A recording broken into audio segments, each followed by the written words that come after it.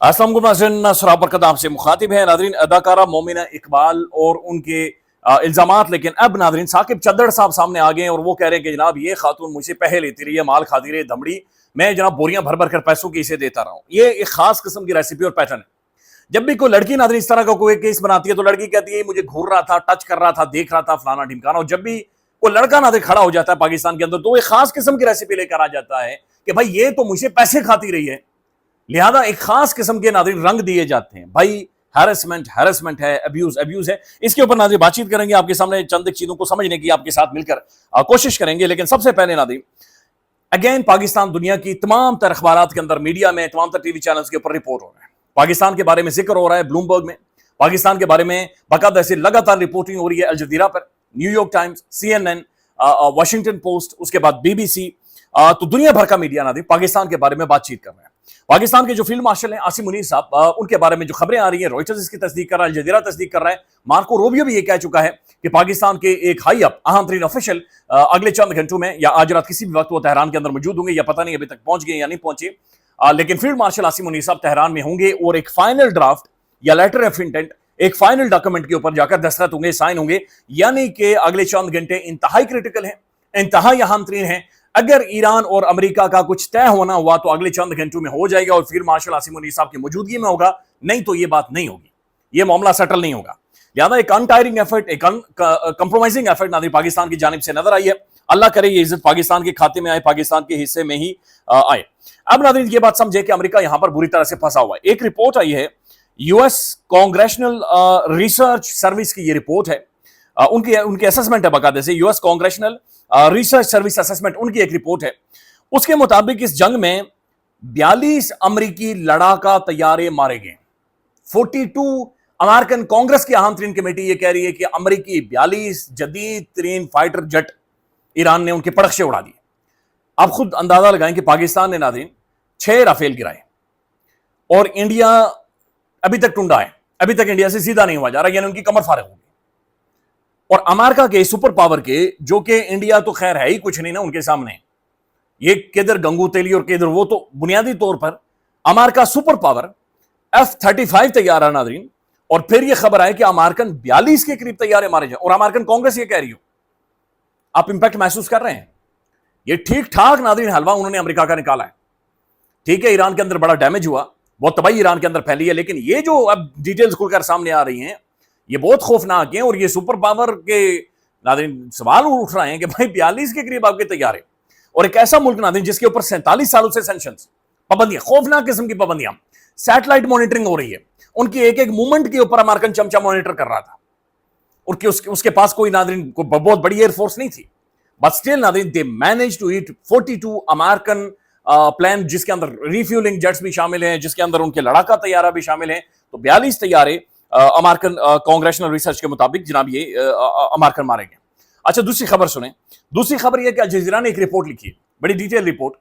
उन्होंने ये रिपोर्ट पूछी है, या मैथ्स निकाला, बल्कि मैथ्स किया, उन्होंने 2+2 करने की कोशिश की है कि जो अब हार्मोज बंद है और फिर जो अमेरिका ने ब्लॉकेड लगाया हुआ है, क्या वहां से जो कश्तियां, जो ईरान कह रहा है कि $2 मिलियन हमें पैसे दें और यहां से गुजरें, यानी $2 मिलियन दें और यहां से गुजरें, क्या कश्तियों को या बहरी जहाजों को या जो वेसल्स हैं या जो टैंकर्स हैं उन्हें $2 मिलियन महंगे पड़ रहे हैं या फिर वहां पर रुकना महंगा पड़ रहा है?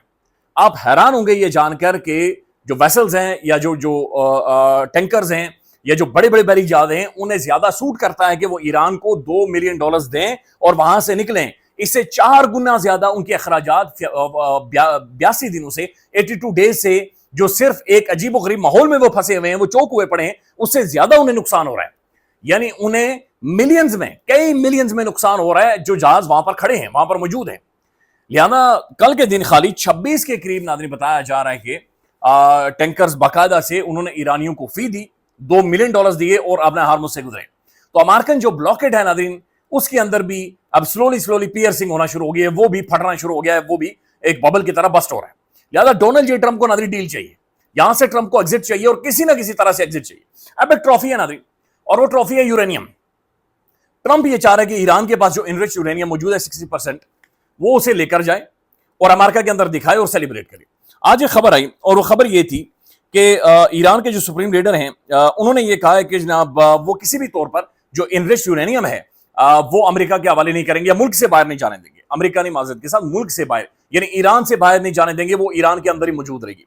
پھر ناظرین ایک سٹیٹمنٹ آتی ہے جو کہ الجزیرہ نے رپورٹ کیا ہے کہ مجتبی خامنہئی صاحب یہ کہہ رہے ہیں کہ یہ ایک فیک خبر ہے, یہ ایک جعلی خبر ہے, یہ خاص قسم کا پروپیگنڈا ہے, اور یہ جو سپوائلر ہے بیچ کے اندر یہ اس نے پھیلائی ہے, ہمیں کوئی اعتراض نہیں ہے, یا انہوں نے کہا کہ ہم نے کوئی ایسی بات چیت کم از کم نہیں کی. تو بات چیت نہ کرنے کا مطلب یہ ہے کہ انہیں اعتراض نہیں.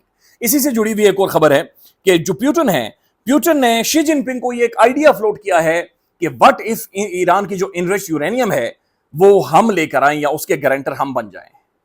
اس کا مطلب یہ ہے کہ joint comprehensive plan of action Obama administration کے ساتھ جو ڈیل ہوئی تھی, تب ایران نے ناظرین ایک بہت بڑا سٹاک پائل جو تھا انریچ یورینیم کا وہ رشیا کے حوالے کیا تھا.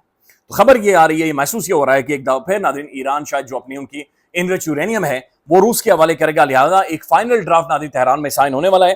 العربیہ نیوز کے مطابق ہونے یہ والا ہے کہ مکمل طور پر جنگ بندی کر دی جائے گی. امریکہ کچھ ایک اپنی فورسز کو مڈل ایسٹ سے بیک آؤٹ کرے گا, ایران کے جو فنڈز ہیں وہ ریلیز کر دیے جائیں گے, انفریز کر دیے جائیں گے, اور آپ نے ہارموز کو کھول دیا جائے گا.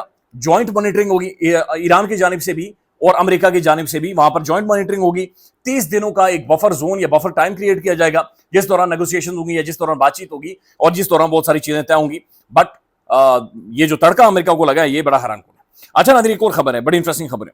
ایران یہ کہہ رہے ہیں, ایران کے جو ملٹری چیف ہیں وہ یہ کہہ رہے ہیں کہ اگر امریکہ نے دوبارہ سے جرت کی تو اس دفعہ ہم ان کے جو بیسز ہیں گریس میں, رومانیہ میں اور جناب جرمنی میں, ہم وہ ہٹ کریں گے.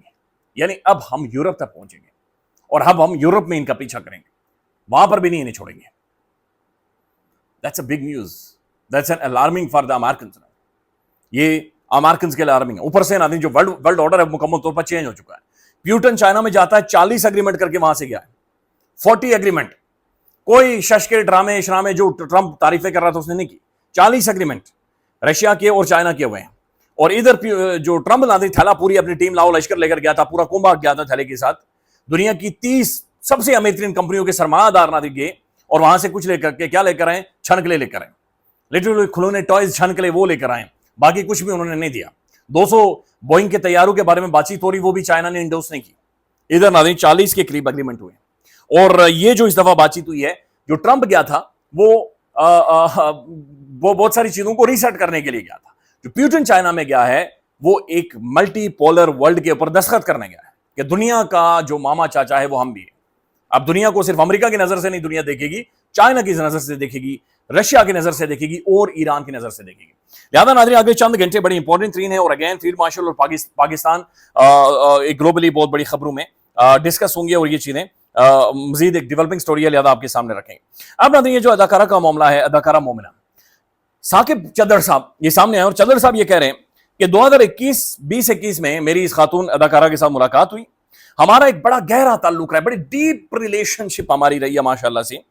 وہ کہتے ہیں رشتہ بھی قائم ہونے والا تھا, یہ سوشل بینیفٹ لیتی رہی ہے, یہ فائنینشیل بینیفٹ وصول کرتی رہی ہے, اور ایک بڑی ڈیمننگ قسم کی, بڑی خوفناک قسم کی بہت بڑا نمبر ہے, بہت بڑا نمبر ہے. بتایا جا رہا ہے کہ تقریباً 4 کروڑ نہیں, 8 کروڑ نہیں, بلکہ 3 گنا کریں, یعنی 12 سے 15 سے 20 کروڑ روپیہ اس اداکارہ مومنہ نے چدر صاحب سے لیا ہے. اور چدر صاحب یہ کہہ رہے ہیں کہ ان کی ایک چھوٹی بہن ہے, ان کی جو شاپنگ ہے, ان کی جو ٹریولنگ ہے, ان کے جو کپڑے ہیں, جوتیاں ہیں, ان کا بھی حساب نکالیں تو کروڑوں روپے میں بنیادی طور پر انہیں دے چکے. اداکارہ مومنہ کا سوال کیا ہے؟